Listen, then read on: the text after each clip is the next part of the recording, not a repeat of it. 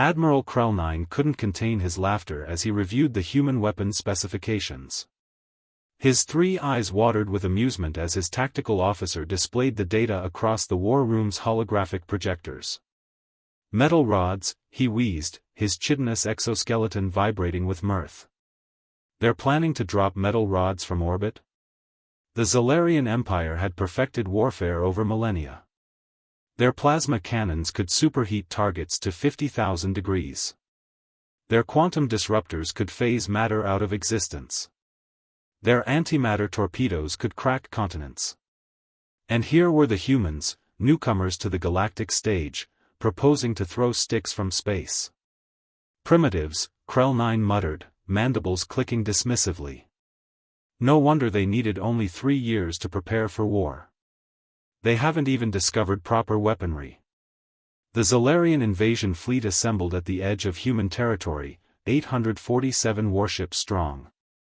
Intelligence reported that Earth's orbital defense consisted primarily of these kinetic weapon platforms, satellites holding what the humans called rods from God. Tungsten cylinders, 6 meters long, 30 centimeters wide. Simple. Stupid. Harmless. Krell-9 ordered the fleet forward. Commander Rebecca Torres watched the Zalarian armada approach from her station aboard Defense Platform Odin 7. Beside her, Lieutenant Chen monitored the targeting computers while the rest of the crew maintained their positions with professional calm. They're not even bothering with evasive patterns, Chen observed, his voice flat. They think we're a joke. Good, Torres replied. Confirm all platforms are synchronized. Fire solution on my mark. Across Earth's orbital network, 73 weapons platforms adjusted their trajectories. Each carried 12 tungsten rods. Each rod weighed 8,000 kilograms.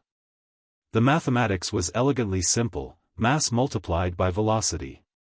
The rods would fall, accelerated by Earth's gravity, reaching speeds exceeding Mach 10 before impact. Krell-9's confidence evaporated when his sensors detected the launches. Hundreds of metallic signatures separated from the human platforms, arcing gracefully through the void toward his fleet. Evasive maneuvers, he screamed. But space warfare wasn't atmospheric combat. His massive dreadnoughts, designed to withstand plasma storms and antimatter explosions, couldn't simply dodge. They were too large, too slow, built for raw firepower rather than agility. The first rod struck the flagship's starboard hull at 11,000 km per hour.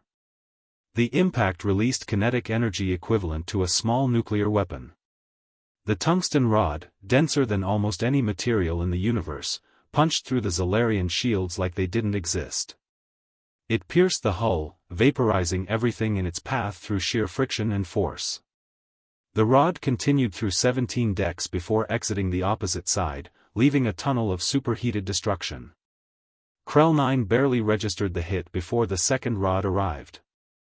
Then the third. Then dozens more.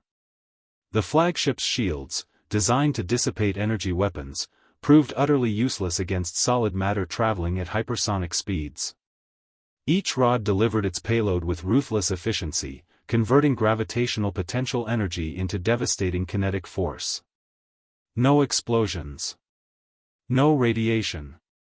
Just pure, unstoppable momentum. Within minutes, the Zalarian vanguard was crippled. Dreadnoughts listed helplessly, their hulls perforated like ancient Earth Swiss cheese. Cruisers broke apart as multiple impacts compromised structural integrity. Smaller vessels simply ceased to exist, vaporized by direct hits. They're just rocks. Krell-9 howled into his communicator as another impact rocked his dying flagship. How is this possible? Torres allowed herself a thin smile as she watched the enemy fleet's disarray. Tactical, prepare second volley. Target their retreating formations. Aye, Commander. They're trying to flee. Let them, Torres said coldly. But make sure survivors carry the message back. Earth remembers Newton's laws, even if they forgot. The remaining Zalarian ships that could still maneuver engaged their FTL drives, desperately jumping away from human space. Behind them, they left 394 destroyed or disabled warships, countless crew members dead, and their empire's reputation shattered. Admiral Krell-9 survived, barely, pulled from the wreckage of his command center. As medical drones stabilized his broken body, he stared at the tactical recordings with disbelief. Humans hadn't discovered advanced weaponry. They'd simply understood something the galaxy had forgotten: sometimes the oldest weapons were the deadliest. Gravity didn't care about shields. Mass didn't negotiate with armor. Velocity was democracy's ultimate argument.